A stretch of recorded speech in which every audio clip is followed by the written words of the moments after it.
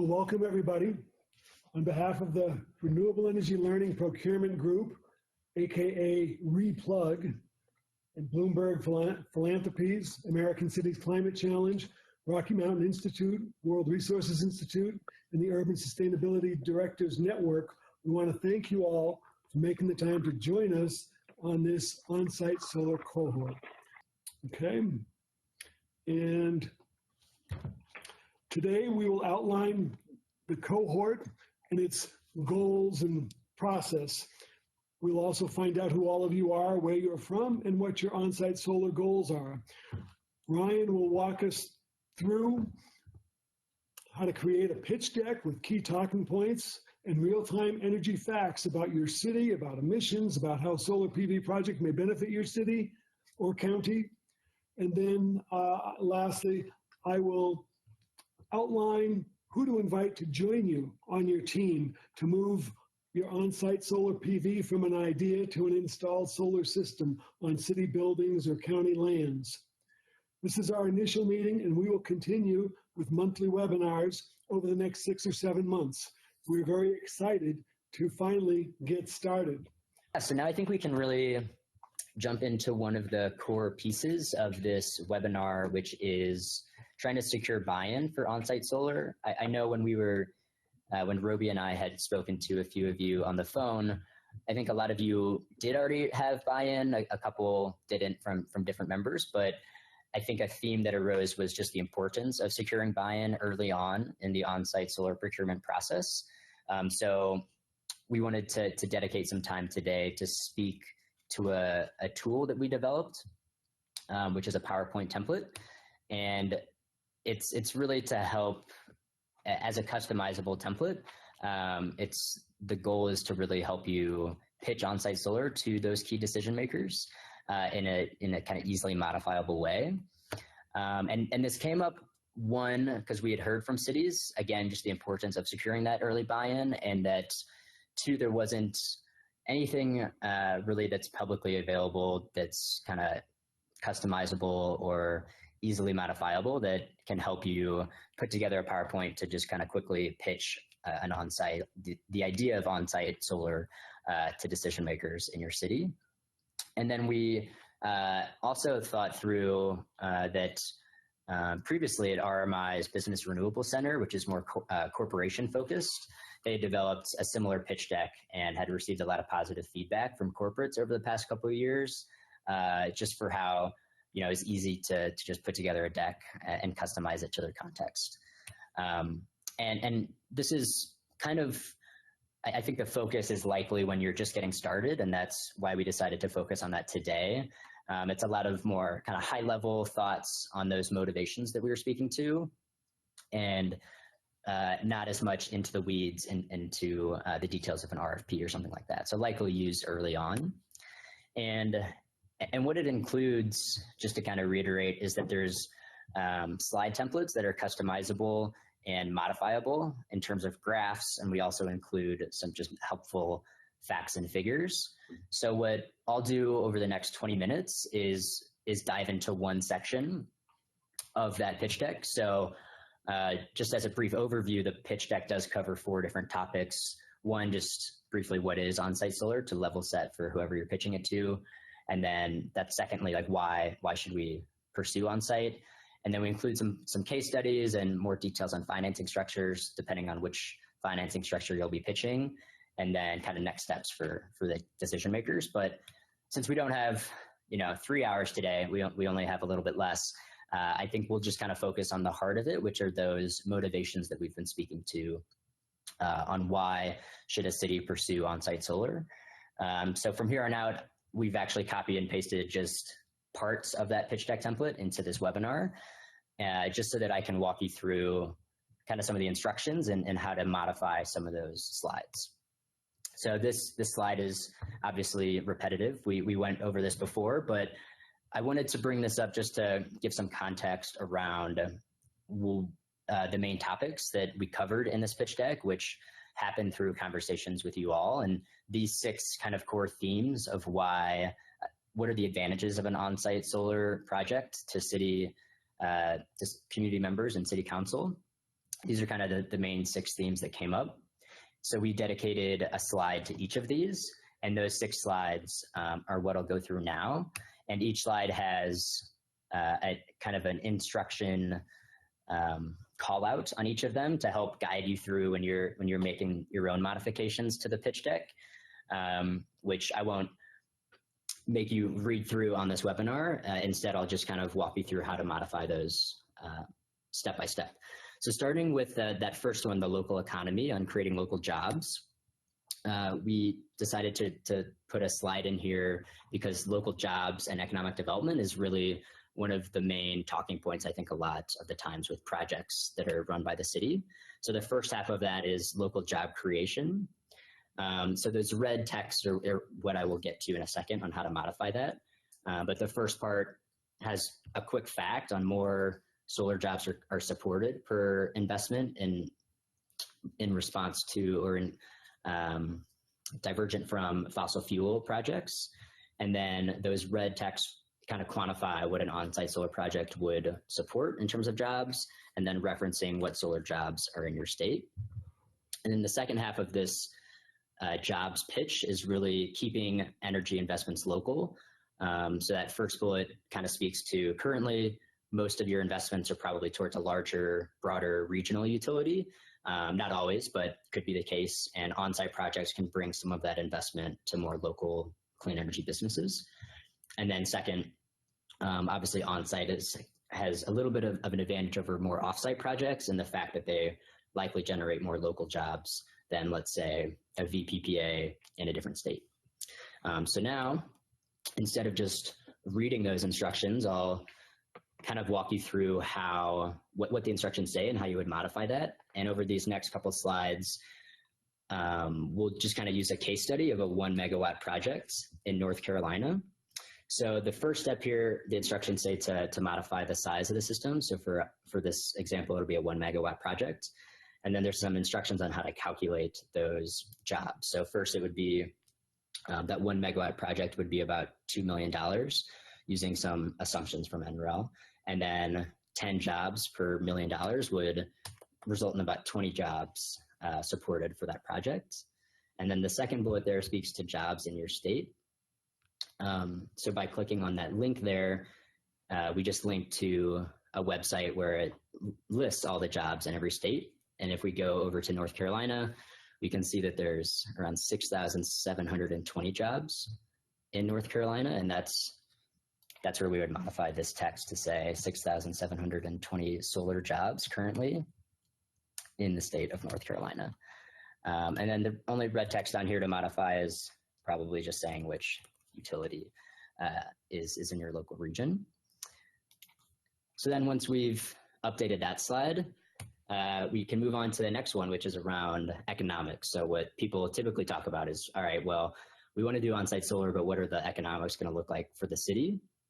And the first way to think about it could actually be not about lowering bills, but providing a hedge against price fluctuations or future price increases,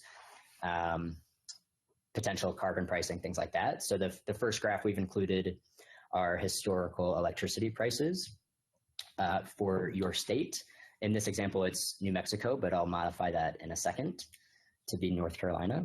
And then the second half of that is at a high level, what are kind of some average commercial electricity rates in your city versus more of a life cycle cost of solar in your city as at more of a high level. And obviously we have a whole webinar that'll be dedicated to the actual economics, but in an initial pitch, it could be useful. And those instructions there speak to how to modify these graphs, which I'll do now. Both of these are embedded files. So by right-clicking on them and just opening the file in Excel, it actually opens up an embedded file. And then there's additional instructions, which for this one is pretty simple. Since we're doing Charlotte, North Carolina, we would just select the state of North Carolina, and it would update not only in the Excel file, but also in the, once it closes, the PowerPoint template as well. So it updates to North Carolina, and we would do the same thing on the right to open up that embedded file and see how electricity rates compare in your city versus life cycle solar costs. So there's instructions on each of these. Again, we're just going to select North Carolina, and then also select Charlotte, and a zip code that I think is in Charlotte, North Carolina. And what this does now, leaving some of these assumptions here as well, is it on the right calculates what the levelized cost of electricity, or also just known as the life cycle cost of solar, would be in Charlotte, which would be around a little more than 7 cents a kilowatt hour. And then the second half that we do down here is select, if we know our city electricity rate, we could leave it at 9 cents, or we could choose the state average, which is around 8.5. And then all we would have to do is check that updated down here in the presentation, which it did. And then, and then this graph would be updated with Charlotte, North Carolina information. And then the third slide speaks to, I think, probably what a lot of people think of first, which is just increasing renewable energy, decreasing GHGs. And so the first half of that is just kind of stating what your city's renewable energy goal is, and then a quick fact on how on-site solar can typically increase that percentage depending on how much is already installed, but by 10 to 20%, because that's, from what we've seen, typically if you maximize on-site solar in your city, 10 to 20% of your load could be served by on-site solar.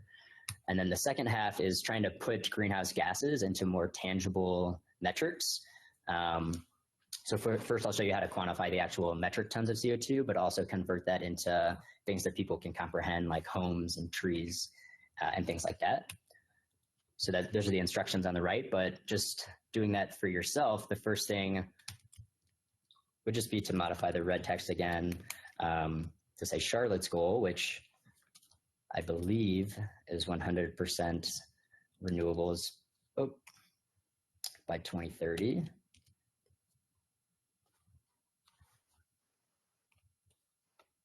And then I'm not sure, Heather, feel free to correct me, but I'm just going to guess for now that they generate 10% renewable energy. And then what we would do is, again, open this embedded Excel file to modify this graph that's on the right. This one is a little bit more intensive in terms of entering data, but the first assumption is just, do we think our electricity usage will go up or down? In this assumption, it's going down by 1% a year. And then you just enter in your renewable energy. Yep.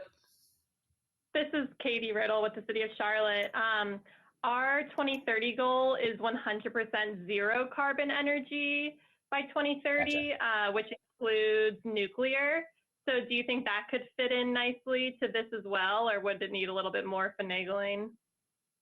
Yeah, I mean, I think a lot of these embedded files you can basically modify to be whatever you'd like. The way that it's currently structured is specifically it says renewables, but you can modify that text to really say whatever you'd like. So I think you could change that percentage, that text to say carbon free, and then enter in the carbon, zero carbon, and then enter in the zero carbon data instead of renewables. But right now the template's just set to say renewables. Cool. Thank you. And then, yeah, for sure. And then, and also just a reminder, if you do have questions as I go through it, feel free to also just enter that in the chat option in Zoom. And we'll have time at the end of this to go through those. But just kind of quickly back to this. So currently, assuming 100% by 2030, that's what this graph says. You can obviously modify these figures to be whatever they should be. And then the second half of that is that you'll just need to enter in some historical data on annual electricity consumption for the city and how much of that was renewable. And that's, something that will probably be the most time intensive out of all of these, but hopefully an easy modifiable graph that you guys can use. And then the second half is speaking to quantifying the greenhouse gas emissions. So again, we're assuming a 1 megawatt system size in North Carolina. And then by looking at that chart or image on the right, we can see that the region in North Carolina is SRVC. And then what this does is it quantifies for you in the orange, not only the metric tons of greenhouse gases, but also the equivalent metrics that are easily understandable. So what I would do then is go back to the presentation and enter in that 1 megawatt project would reduce about 1,000 metric tons of CO2. And I don't have this all memorized, I just wrote it down, but that those numbers correlate to 2.5 million vehicle miles driven, 177 homes powered per year, 17,000 trees planted, or 1.1 million pounds of coal burned per year. And I think that could be a way to help put it into tangible benefits that a city council member or decision maker can understand, and which is, I think, a little bit easier to understand than just 1,000 metric tons of CO2. Yeah, so then moving on to the next topic, which is regional health benefits, which, as I noted before, I think a lot of people speak to when talking to community members, because that's a lot of times what community members are most interested in is, you know, will air pollution go down? What benefit will this be to my health? So what we've added is from a report that the EPA did, they quantified regional health benefits from an on-site solar project in dollars per energy. And that's what that graph on the right shows. So what I'll do in a second is actually quantify for you the health benefits that would come from a project that would stem from fewer deaths and respiratory illnesses. And another note that this study was likely conservative because it did not include health impacts related to future temperature rises. But quickly following these instructions, on the right, we'll open up another embedded Excel file here. And what that'll do is we'll head over to this tab. And I've already selected North Carolina in the Southeast at a 1 megawatt system size. And what that does is quantify in the orange down here the health benefits for the region. And why it's regional and not just statewide mostly has to do with how the grid operates, which obviously don't stop just at state lines typically. So what we would do here is, after entering in that information, take that $41,800 health benefit number and just plug that in to this over here, saying that a 1 megawatt system in Charlotte, North Carolina would result in around $42,000 in health benefits. And another note from that file was that it let us know that it was $27 per megawatt hour is the EPA estimate for that region. So we could modify the title here to say that. So now that we've quantified the health benefits of the system, we could also move on to resilience, which I think a lot of you have spoken to. And I think one way to put resilience into something that's more tangible is speaking to natural disasters that have occurred in your region. So we've included a study that says natural disasters are now occurring 5 times as often as in the 70s. But we also, in a second, will figure out how many disasters have occurred in the county near Charlotte since 1950. And the second question that usually comes up is, well, storage is so expensive. So we've included just a couple facts and figures to back up that battery costs have decreased by 85% since 2010, making them pretty cost effective today. And then typically government facilities experience around $5,000 in losses from grid outages. And we'll quantify in a second how many outages occurred in Charlotte, North Carolina last year and how that relates to lost productivity. So this one is pretty instruction heavy, but it's actually fairly simple once you get the hang of it. Clicking on this link, FEMA actually has a website where you can select your state of North Carolina, and it'll tell you every county how many natural disasters have occurred there since the 50s. For us, we can choose the county that I believe Charlotte is in. And it not only says what natural disasters have occurred historically, but also when they've occurred, which is somewhat unique, I think, or not unique, interesting in a case which is pretty typical in most places, that there's been more natural disasters occurring recently than historically.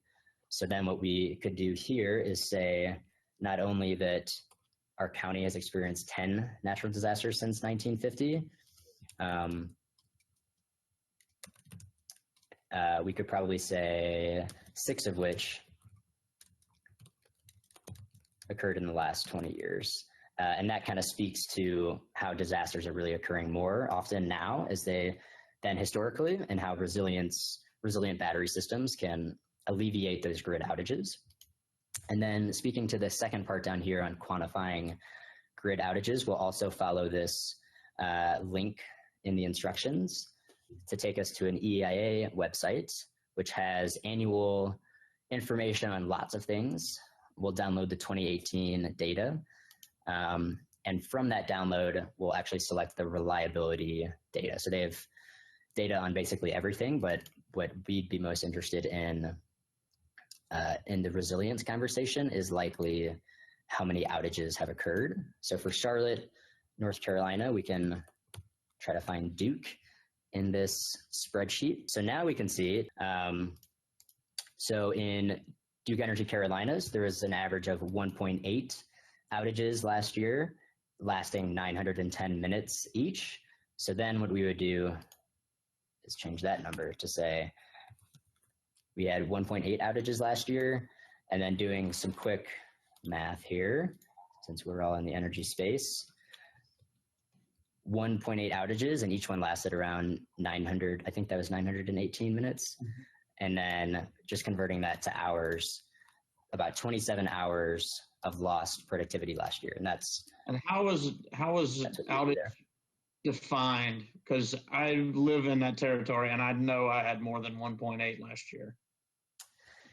Yeah, it's a good question. I was actually reading a little bit more into what this figure means, and what we have over here is that figure of SAIFI is and then that's the system average interruption frequency index, which I believe is just an average number of outages, but there's a definition on what an outage actually is, and I think that might be where the discrepancy is. So I was above average, other people were below. Okay. Correct. Yep. Yeah, and there's obviously more information you can read at that EIA site that speaks to those parts. All right, so then after we've talked to resilience, the last topic that we had brought up was visibility, and this deck, or this slide, we don't have too much to modify. We've just included a couple helpful kind of facts and figures to help you get thinking. The first one being that on-site projects visibly show a city's renewable energy progress, so they're a little bit more tangible than a less visible off-site project. Secondly, a lot of what we've heard is the possibility for solar education, so community members, if it's installed on a school or a community center, have the opportunity to look at it and through a site tour or just through educational classes, research, things like that. And then lastly, this idea of solar being contagious. So there's a couple of studies that we reference where installing one project leads to more projects. So you installing a project that's highly visible in your city can also lead to your community members installing solar as well. So I know that was a lot of information that I just covered, but I wanted to give you kind of an idea of what is in the pitch deck that we will provide, provide all of you either later today or just in a follow-up to this webinar, and just kind of talk through a couple of the slides and ways to modify those to your context. And also just a reminder that, maybe only one of these slides is actually relevant to you, but that we'd like to provide kind of the option for, whatever context is most important to the decision makers that you're pitching that to. Well, thanks, Ryan. That was really interesting, detailed. The question he didn't ask is how long have you spent in the past making your pitch decks for various audiences. And, I hope you can see that this will be a real time saver for you in the future. And the other thing is you have very many different audiences to speak to. So it's one thing to talk to City Hall or county commissioners, but I'm sure you get asked to go talk to the Chamber of Commerce or the local high school or neighborhood association or whatever. And with the fuller slide deck, he didn't show you all of it. He just was on one section. There's a lot of different things you can pull on and customize your presentation in a fairly short period of time that will make a difference. We know presentations do more than just the words when you usually are talking to people, so it's good to have it, good to have the tool in front of you. Okay, I'm going to talk next about forming your team to help you in this larger process. Okay, and again, we know some of you are a team of one, but with any team, you always want to consider what are the primary types of work or tasks you're going to be asking people to do. That will determine who should be on your team. I assume most of you already have some sort of sustainability team or renewables team in the broader sense set up. That's how you formed your initial goals to begin with. There's a lot that we could talk about with that, but that's not really the focus today. But that's where you set the bigger picture goals, whether it's renewable energy or carbon reduction, or even determine ahead of time, what kinds of projects and procurement methods make the most sense. Again, they're all speaking to the broader goals and objectives. You develop strategies with that, identify the key stakeholders, and move forward on that. But today, I'd like to get a little more granular and focus just on today's webinar topic, which is in our cohort topic, which is on-site solar procurement. So here's a list of the type of activities that you'll be asking people to do, and I'll go through these in detail in the ensuing slides. So who should be on your team? Well, primary members, you as the sustainability or energy manager should be on there, but also someone, if you have someone who manages the city or county buildings, key member to include, and then also whoever will actually end up doing the procurement, having them on board early on will help, okay? They might be involved in just about every task that you do. Then I have what's called secondary team members. This could be your city attorney, legal department representative, utility liaison, maybe the electrical engineer, finance manager. It depends on your government structure as to who it may be. These are not set in stone. You might choose to have some of these as your primary members and vice versa. These are just a framework of rough recommendations. And then there's other people that you might want to consider dependent upon where you are as a city and what your goals are. Transportation manager, let's just say transitioning to electric vehicles is on your short-term to-do list. Well, then they might really want to be involved in the solar procurement activities because you're probably going to end up with some solar charging stations. Communications is always useful. Maybe someone from the mayor's office, the city council's office wants to be kept in the loop all the time, or the county commissioners. So who you include is really dependent upon you, whether you consider them to be primary, secondary, or other members, and what tasks you include them on is also up to you. This is just, if you haven't thought about it before, putting some ideas in front of you. That's the purpose of the talk today, okay? I know some of you might say, well, boy, the buildings manager is a real busy person. I don't know if I could ask them to be on the team. Well, that's exactly the point. If they're busy people, they're going to want to make sure that when they go to the meetings, you have an agenda, you get things done, and the added benefit of having some of those people is they could maybe answer questions right there at the meeting so that you can then move on. If you have the second or third in command, then sometimes they'll say, oh yeah, we need to know this one thing to be able to get this next section done. Okay, I'll go and I'll ask, my boss. And then the word comes back, oh, someone's on vacation. Oh, they're sick, or I don't have an appointment with them till next week. And a simple question takes 2 weeks to answer, and it bogs down your whole process. So asking the busy people seems like a big ask. It'll pay dividends. It is the best way to go, and it will keep everyone moving forward and save you time, because the busy people will get your answers directly. And if they don't have the answer, they will also know who to go to in their department to ask for it. And if the boss is asking for it, they usually get it that day or the next day. So again, it's to help streamline things. That's the point. So this graph is really just meant to be a picture to get us started on the next. We're going to dive into each one of these separately, so I won't really talk about them now, but it's for the different tasks that we've identified, who might be people you want to consider engaging for those tasks, okay? So just getting started, we already mentioned your primary team, second team, and the other people you might want to engage. Again, this is, can be fluid. It depends on your city structure, county structure, government, or your needs.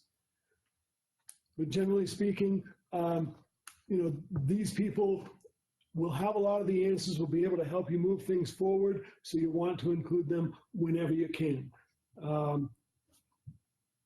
Let's see. Okay.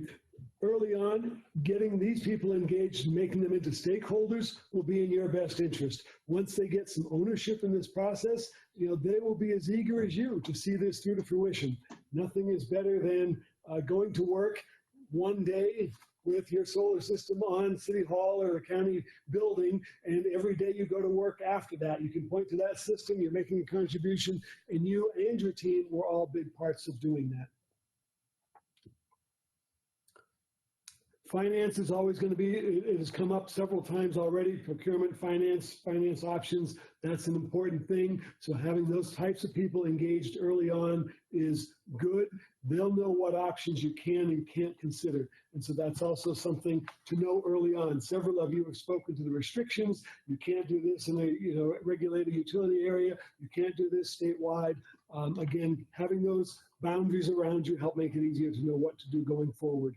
And then, someone from the county commissioner's office or mayor's council, mayor's office or city council, good to have if they want to always stay in the loop, stay up to date. Some people just want to know the big things, come to us with a presentation, every month or every other month.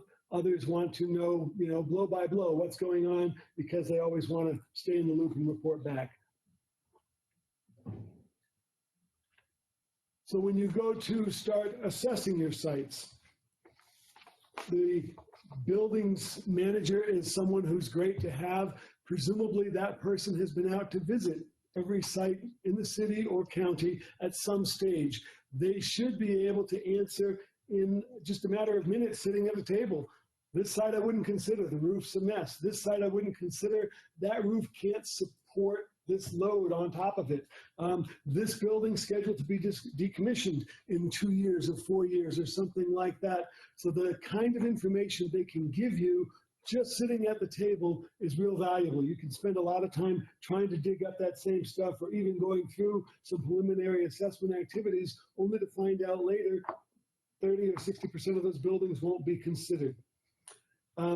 Someone else you might want to have on site or on hand is your electrical engineer.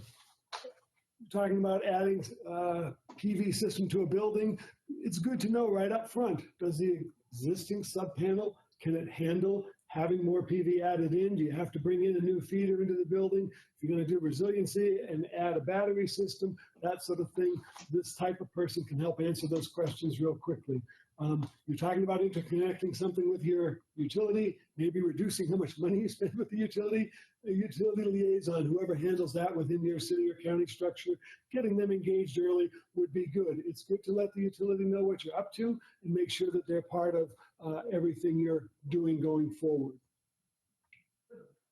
And then again, for these types of things, the city council, the mayor might have some buildings they absolutely don't want you to consider, or they want it to be visible and make sure that everybody in town can consider it. It may be socioeconomically important to do it in this location and not that location, so good to know.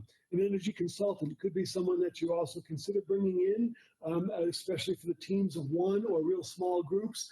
You can get someone who has done this before, and they can help guide you through the whole process. So just people to consider to help you with it. And these are all topics that we will cover in depth in a single webinar later. So this is just kind of the overview look, so don't be too daunted by what's here.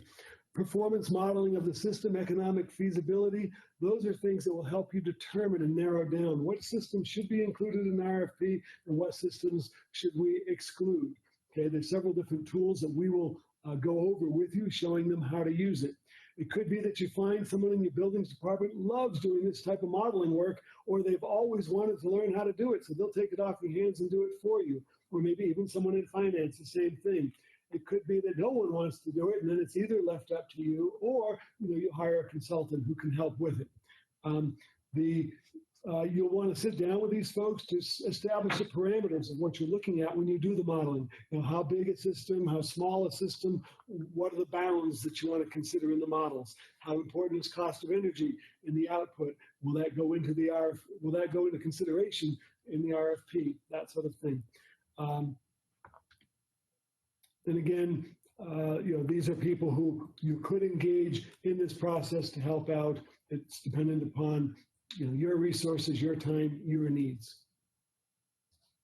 When it comes to actually writing the RFP and issuing it, again, these people have been all involved all along. They'll know what the boundaries should be for your RFP, what buildings should be included, not included. Generally speaking, the more information and precision you can put into your RFP, the better. If everybody is responding to the same kinds of systems, same size of systems, same locations, it's a lot easier to discern the differences between the offers or the proposals. If you leave it pretty open-ended, then you get some very interesting responses, but then it's hard to evaluate one against the other. So having these people help you set the boundaries are important. How long should the contract be? How do you want to handle O&M? All of those things. And of course, this is a place where you want to engage your legal attorney, legal representatives to make sure that anything in the RFP does align with city requirements as well as your city goals for renewable energy. And an energy consultant might have or should have been involved in these sorts of things in the past. So if you're hiring somebody, do inquire what their experience is, and they could have a lot to offer and help you and your team in the process. And then eventually you get all the proposals back and you have to score and grade things and select a winner. Exactly how you do this is up to you. Generally, having major sections of the RFP being weighted or assigned points according to their importance to your goals or alignment with your goals, that's a good thing. It makes it more objective instead of subjective, and generally speaking, that will be in your better interest. This is again a time to lean on legal staff to make sure that they are on board with what's going on and maybe help you with negotiating final terms and conditions. They can come up with some negotiating points that benefits the city or the county based on specific sites. Energy consultant can help. And then this is kind of where you're getting to the awards section. And so it might be a place to include communications people to be able to announce, citywide or countywide, here's what we have achieved with our on-site solar. We've signed the contract. This is how we're all going to benefit going forward. One side note, I encourage you to think forward as you're doing this. You're forming your team to do this major project that's in front of you. But if we really take a look to 2025 or 2030, probably you're going to be doing more solar systems or other types of renewable energy systems in the future. So it's not a one-time do-all, end-all. It's probably going to be more of a thing you do more frequently going forward. You don't want to scare people that you're asking to be on the team, threaten them with, we're going to do this again and again, but just keep that in mind that the lessons learned in the process you go through may be useful to you later. It could be for an off-site solar project. It could be for community solar. It could be as you go through the electrification process with your transportation department or with your buildings, looking at electrifying your hot water loads or heating loads, or if resilience and integrating storage become a big thing going forward. So there's a lot of reasons why you might do more of this in the future. So I just urge you to take the longer term view. It's conceivable that many or some of the people on your team haven't done much with solar before. So it's good to help them get up to speed. We've got a couple suggestions for that. Oops. Sorry, I'm getting just hung up on the slide. There we go. RMI and WRI have put together a larger document for cities' renewables, but I'd like to point you to a specific part of it, procurement guidance for on-site solar. And it goes through the entire process, paralleling a lot of the webinars we're going to do over the next 6 months, but it's a great resource for you to help your team dive into some of the specifics that they want to maybe gain some more familiarity with. And there's the website for that in particular. In the same vein of getting your team up to speed, there's a group known as the American Solar Energy Society. It's a national organization devoted to solar, and all renewables really these days started as solar. There's state chapters everywhere except Alaska and Montana. But the point of the state chapters is they usually have annual conferences. You can send some of your team locally to a conference. They tend to be very low cost, 1 day, maybe sometimes a day and a half or 2 days, but typically 1 day conferences. Great way if they have never seen solar before, unfamiliar, to get them a little bit more hands-on with people who are developers, who are installers, who do O&M, who are the financiers, sometimes the manufacturers, so a full range available. Or you could even go towards the annual solar conference in Washington, D.C. next June. That's going to coincide with the Solar Decathlon, which is a really interesting collegiate competition where college teams all over the world build solar homes and bring them to the mall in D.C. and have 100% solar-powered buildings that you can walk through, talk to the students about all the design features. So a great place to seed ideas for you, your team, or your city or county. That's everything. So we'd like to call it a wrap. On behalf of Ryan and I, we want to thank you for joining us today. Thanks for making the time. I know it's been a big chunk out of your day, but we appreciate it. We hope you found it worthwhile. We welcome any comments or suggestions for us for improvements as we go forward.